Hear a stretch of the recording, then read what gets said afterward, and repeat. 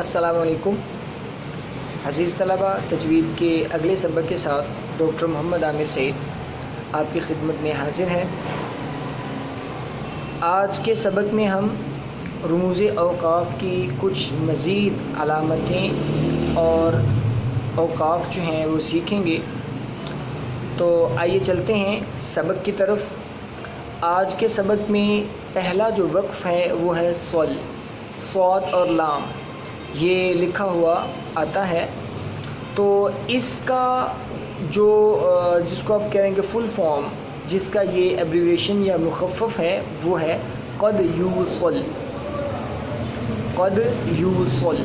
ठीक है, यहाँ पर बेहतर है कि ठहरा जाए, लेकिन अगर कभी कारी साहिब जो पढ़ने वाले हैं, कारी जो है कोई भी, मैं हूँ आप हो, वो अगर ना भी ठहरे तो कोई मज़ायका नहीं है, ठहर जाए तो बेहतर है, और अगर ना ठहरे तो कोई मज़ायका नहीं है।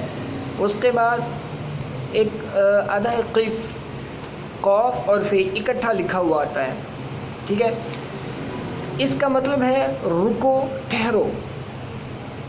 तो यहाँ पर चूँकि ये जो है वो मतलब ये लफ्ज़, ये नाम ही रुकने का हुक्म दे रहा है हमें, तो बेहतर होता है कि यहाँ हम रुक जाएं, मिला के ना पढ़ें। उसके बाद एक सीन या सक्ता की अलामत होती है।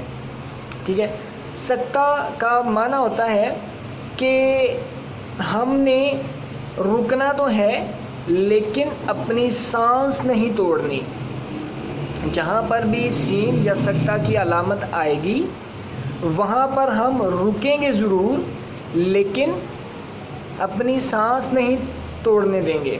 ठीक है, ये आगे जब हम कुरान पाक की को बाकायदगी से पढ़ना शुरू करेंगे उसमें इंशाअल्लाह ताला ये जब आएगा तो मैं वज़ाहत से तब भी इंशाअल्लाह ताला आपको बता दूँगा। ठीक, उसके बाद अगली जो अलामत है वो है वक्फ़ा।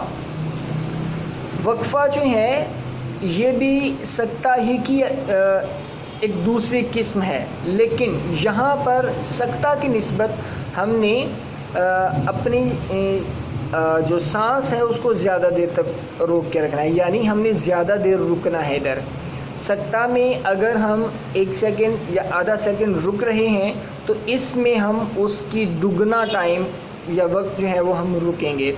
सांस को तोड़ेंगे नहीं, लेकिन आवाज़ हमारी रुकी रहेगी, हम रुके रहेंगे। तिलावत करना हम छोड़ देंगे, लेकिन सांस नहीं तोड़ेंगे। जी, तो ये 4 अलामतें आज हमने सीखी हैं रमूज़ औक़ाफ़ में से। उम्मीद है कि आपको इससे फ़ायदा हासिल हुआ होगा। अल्लाह पाक की ज़ात पाक के बारगाह में दुआ है कि वो पाक ज़ात हमें कुरान पाक को सही मानों में तलफ़्फ़ुज़ सही के साथ पढ़ने की तौफ़ीक़ अता फ़रमाए। अगले सबक तक के लिए इजाज़त दीजिए। अल्लाह हाफ़िज़।